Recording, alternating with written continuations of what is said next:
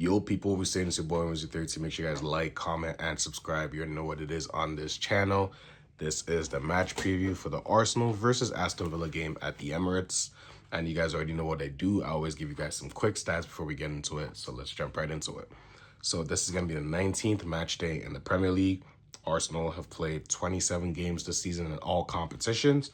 But if we're looking at the Premier League alone, we have 18 games played, 13 wins, 3 draws, and 2 losses. Currently sitting at 42 points and a plus 22 goal difference as well, which is currently second after City on plus 26 goal difference. We are 2 points clear at the top of the league, and we will be coming up against Aston Villa, who currently sit third in the league on 39 points. They are currently on an 11-game win streak, which also includes a win against Arsenal 2-1 at Villa Park. That was a last-minute goal from Buendia on December 6th, 2025. So earlier this month, actually. The way the fixtures work is weird how we're playing them twice in a month, but it is what it is. Arsenal have 16 clean sheets in all competitions this season, so 16 clean sheets in 27 games. Pretty impressive. Our head-to-head record against Villa in the last 5 games, it favors Aston Villa, actually. Arsenal have 1 win, 1 draw, and 3 losses, so it always seems like Emery gets the better out of against Arteta, so he's going to be hoping to change that. The good thing for us, though, is we're going to be playing this game at the Emirates, which we are unbeaten in all competitions this season, so I expect that to continue. Villa are also missing some key players in Cash and Boubacar Kamara. They're missing this game. They're key starters. They picked up yellow cards against Chelsea in the last game, which means they're suspended for this game. So that should hopefully favor Arsenal. Arsenal also have Gabriel Magalhães back for Arsenal. He came on the last 20-25 minutes of the game against Brighton, and it's good to see one of the best defenders in the world back. Him and Saliba have been a top partnership this season and for the past few years. And also, if Arsenal win this game, we would be on 45 points at the halfway stage this season, which means we'll be on pace for a 90-point season in the Premier League, and I feel that would be good enough to win the league. So with the stats out of the way, let's quickly talk about this game. Arsenal just have to go into this game. You know, we're on a good win streak. Currently, we're on a 5-game win streak ever since that loss to Aston Villa. We've gotten wins against the likes of Club Brugge, Everton, Wolves, Brighton, Crystal Palace in the Cup. So hopefully we can just take that good form into this game.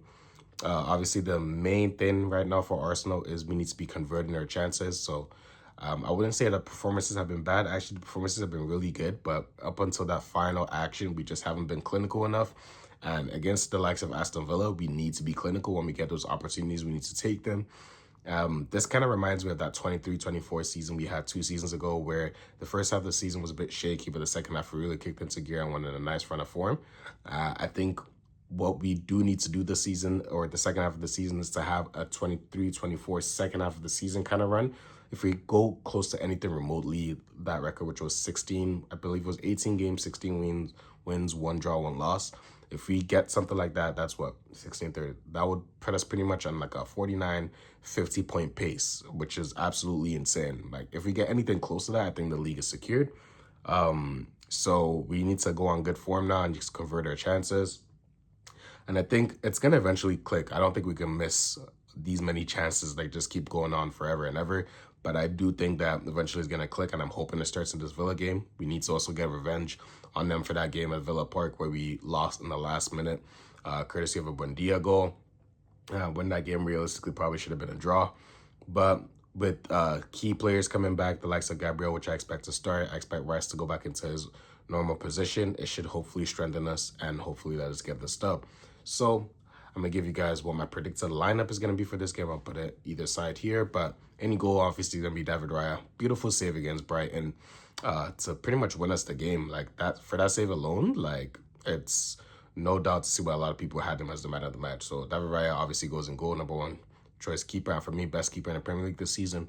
At right back, Julian Timber should be expected to come back in. Apparently, he missed the game against Brighton due to a knock, and he said it was like load management. He could have played, but didn't want to risk him, which I think is good. We're learning from that with the amount of injuries we've had this season so far. So Timber goes in at right back.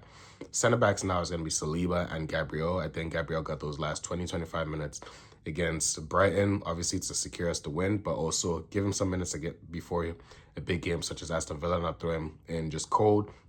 I do expect him to start this game alongside Saliba. Hopefully he gets one of them set piece goals. We've been starving for those as well. And at left back, I expect Miles Lewis-Skelly to play.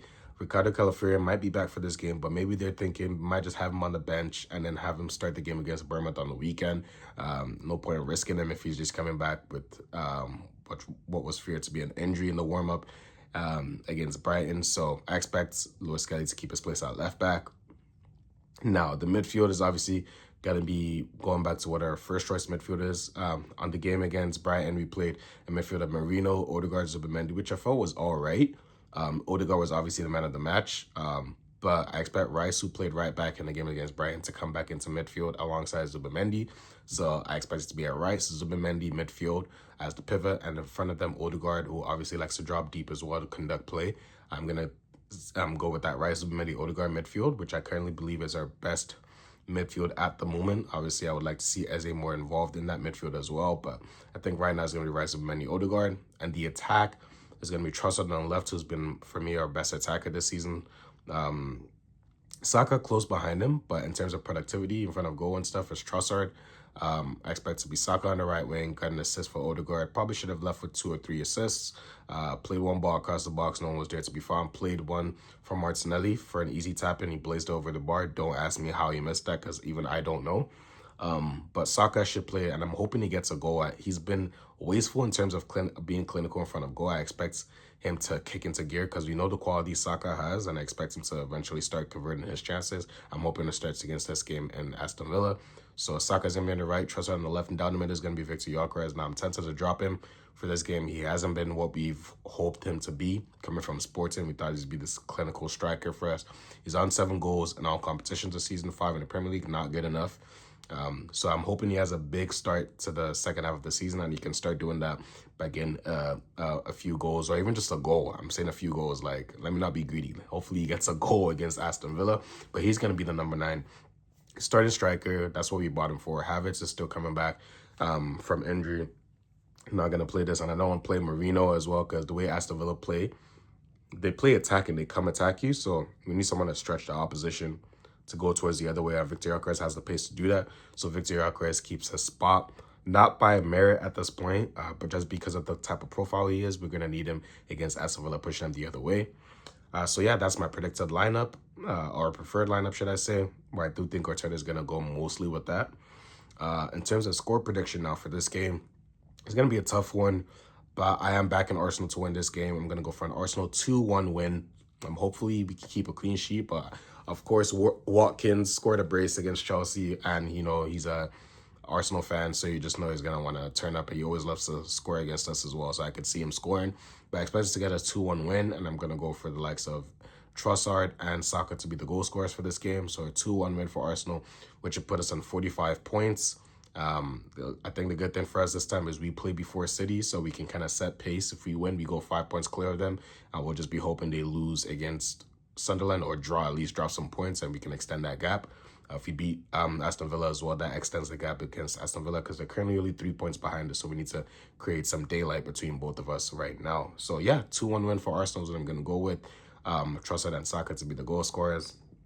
And Saka will be my stand-up performer for this. I think he's going to be a man of the match. I think he has a point to prove. Well, not really a point to prove, because he's been like consistently good, but in terms of like being clinical, he has a point to prove. So I'm hoping he can start scoring some goals. We're going to need him to have a big second half of the season if we are going to go ahead and win this title.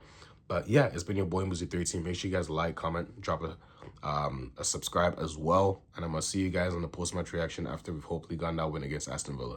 Been your boy. I'm out. Peace.